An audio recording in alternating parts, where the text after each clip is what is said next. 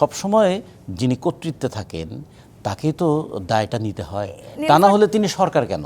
যদি দায়টা সবাই সমানভাবেই দায় নেয় তাহলে কাউকে তো সরকার হওয়ার দরকার নেই। অর্থনৈতিক ভিত্তিটাকে সবল করবার জন্য কি কি ভূমিকা পালন করা হয়েছে গত এক বছর? বাংলাদেশের সেরা সেরা মানুষগুলোকে না দেশ বিদেশ থেকে ডেকে নিয়ে আসা হয়েছে। তা ব্যাংক ব্যবস্থাটা সচল হচ্ছে না কেন? কেন শেয়ার মার্কেটটা সচল হয়নি? টার্গেট কিলিংয়ের দুটো জিনিস থাকে, একটা হলো ব্যক্তিকে টার্গেট করা হয়, আর একটা হলো লক্ষ্য টার্গেট করা হয়।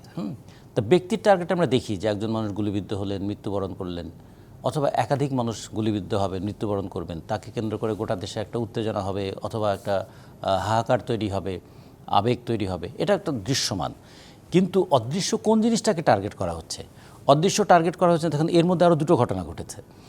একটা হচ্ছে ভালুকায় একজন গার্মেন্টস শ্রমিক, তার দক্ষতার কারণে সে প্রমোশন পেয়েছে। এই প্রমোশনটাকে সহ্য করতে না পেরে সেটাকে কিভাবে ধর্ম অবমাননার অভিযোগ তুলে তাকে মেরে তাকে গাছে ঝুলিয়ে পুড়িয়ে মারা হলো। আচ্ছা ভাবুন তো, কীভাবে মানুষের মানবিক বোধগুলো মানে বিপর্যস্ত হয়ে যাচ্ছে।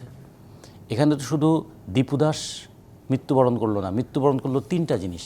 একটা হলো সত্য, তার সব ধর্মে অনেক পার্থক্য থাকে কিন্তু একটা জায়গায় মিল আছে, প্রত্যেক ধর্মই বলে মিথ্যা বলো না। তাহলে একটা মিথ্যা অভিযোগ দিয়ে একটা মানুষকে মারলো, এরা কি ধর্মের কাজ করলো? তো নতুন এবং ফিরে আসা গ্রাহকদের জন্য নগদে চলছে ক্যাশব্যাক সহ প্রতিদিন হাজারো উপহার জেতার সুযোগ। হবে আশা আর ফেরা সারপ্রাইজ সেরা।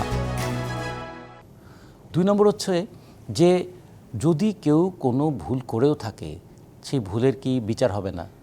বিচার করার জন্য কি আইন আদালত প্রতিষ্ঠানগুলো নেই? তো সেই প্রতিষ্ঠানগুলো যে মানে কার্যকর হলো না, সেটা যেমন একটা ফুটে উঠলো। তৃতীয়ত, এই ঘটনার মধ্য দিয়ে আমাদের দেশের সংখ্যালঘু জনগণ, তারা কিন্তু ধর্মীয় সংখ্যালঘু যারা, তারা আরও একটু মর্মাহত হলেন, বেদনাহত হলেন। আমাদের সরকার অবশ্য বলছে এগুলো বিচ্ছিন্ন ঘটনা, কিন্তু যদি নিরবিচ্ছিন্নভাবে কোনো ঘটনা ঘটতে থাকে তখন তো সেটাকে আর বিচ্ছিন্ন ঘটনা বলা যায় না। আপনি নিশ্চয়ই জানেন, আজকে দেবপ্রিয় ভট্টাচার্য তিনি একটি সভায় বলেছেন অন্তর্বর্তী সরকার তার বৈধতা অনেক ক্ষেত্রে হ্রাস করে ফেলেছে। এই ঘটনাগুলোই কি আসলে এই বৈধতা হ্রাস করার মূল কারণ বলে মনে করেন? না, বৈধতা হ্রাস করেছেন দেবপ্রিয় ভট্টাচার্য যেখান থেকে বলেছেন, সেটা দুটো দিক আছে। একটা দিক হচ্ছে যে একটা রাষ্ট্রটা চলে দুটো বিষয়ের উপর, একটা হলো তার অর্থনৈতিক ভিত্তিটা, দ্বিতীয় হচ্ছে তার রাজনৈতিক উপরিকাঠামো। অর্থনৈতিক ভিত্তিটার অবস্থাটা কি দেখুন তো। অর্থনৈতিক ভিত্তিটাকে সবল করবার জন্য কি কি ভূমিকা পালন করা হয়েছে গত এক বছর? বাংলাদেশের সেরা সেরা মানুষগুলোকে না দেশ বিদেশ থেকে ডেকে নিয়ে আসা হয়েছে। তা ব্যাংক ব্যবস্থাটা সচল হচ্ছে না কেন?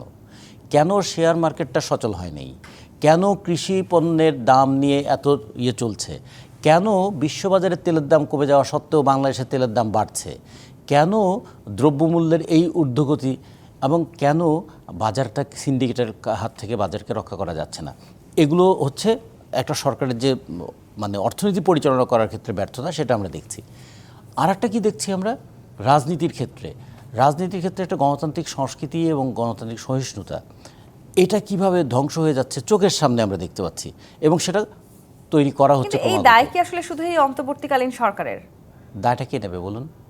রাজনৈতিক দলগুলোর কি এখানে কোনো দায় নেই? রাজনৈতিক দলগুলোকে দায়ী করতে পারেন আপনি, কিন্তু সবসময় যিনি কর্তৃত্বে থাকেন তাকে তো দায়টা নিতে হয়, তা না হলে তিনি সরকার কেন? যদি দায়টা সবাই সমানভাবেই দায় নেয় তাহলে কাউকে তো সরকার হওয়ার দরকার নেই।